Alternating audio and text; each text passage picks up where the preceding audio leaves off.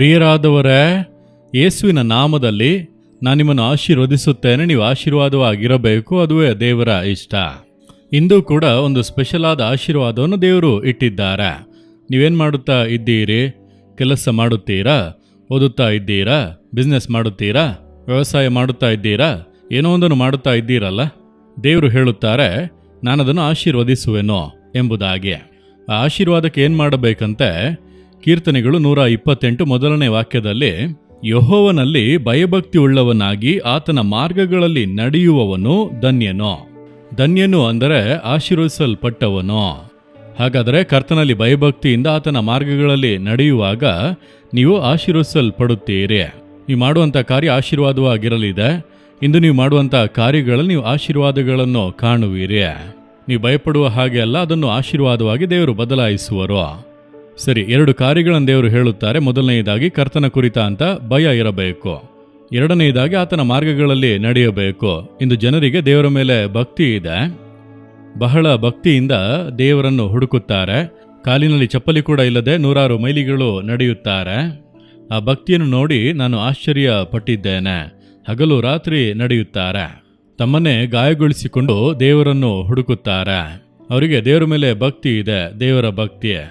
ಕ್ರೈಸ್ತರನ್ನು ನೋಡಿರಿ, ಚರ್ಚ್ಗೆ ಹೋಗುತ್ತಾರೆ, ಬಹಳ ಭಕ್ತಿಯಿಂದ ಇದ್ದಾರೆ.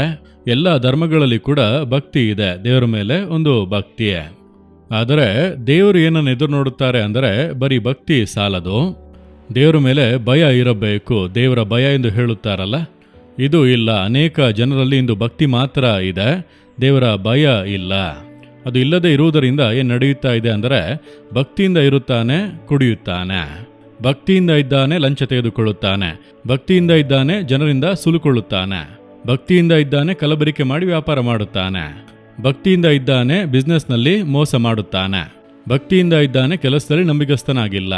ಎಲ್ಲ ಮೋಸ, ಕಳ್ಳತನ, ವಂಚನೆ ಇವುಗಳೇ. ಆದರೆ ಭಕ್ತಿಯಿಂದ ದೇವರ ಪೂಜೆ ಮಾಡುವಂಥದ್ದು, ಚರ್ಚ್ಗೆ ಹೋಗುವುದು, ಪ್ರಾರ್ಥಿಸುವುದು, ಭಕ್ತಿಯೆಲ್ಲ ಇದೆ.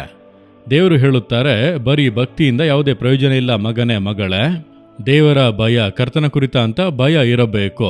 ಅದು ಏನು ಭಯ ಅಂದರೆ, ಕರ್ತನು ನನ್ನನ್ನು ಗಮನಿಸುತ್ತಾ ಇದ್ದಾನೆ, ನೋಡುತ್ತಾ ಇದ್ದಾನೆ, ನನ್ನನ್ನು ಆತನು ಗಮನಿಸುತ್ತಾ ಇದ್ದಾನೆ.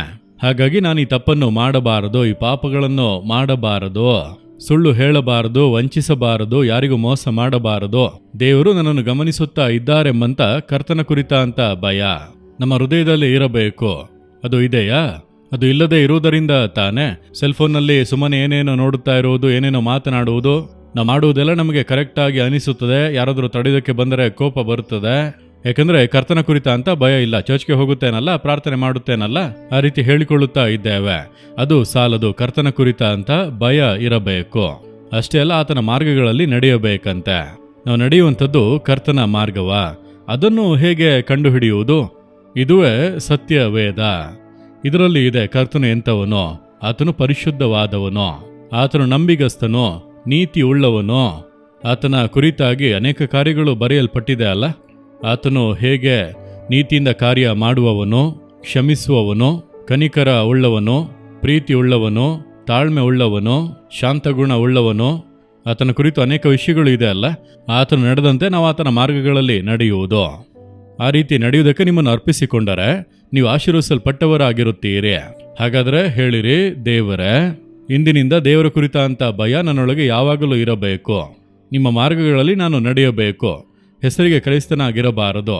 ಬೈಬಲ್ ಓದಿದೆ, ಪ್ರಾರ್ಥನೆ ಮಾಡಿದೆ ಎಂಬುದಾಗಿ ತೃಪ್ತಿಯಾಗಿರಬಾರದು.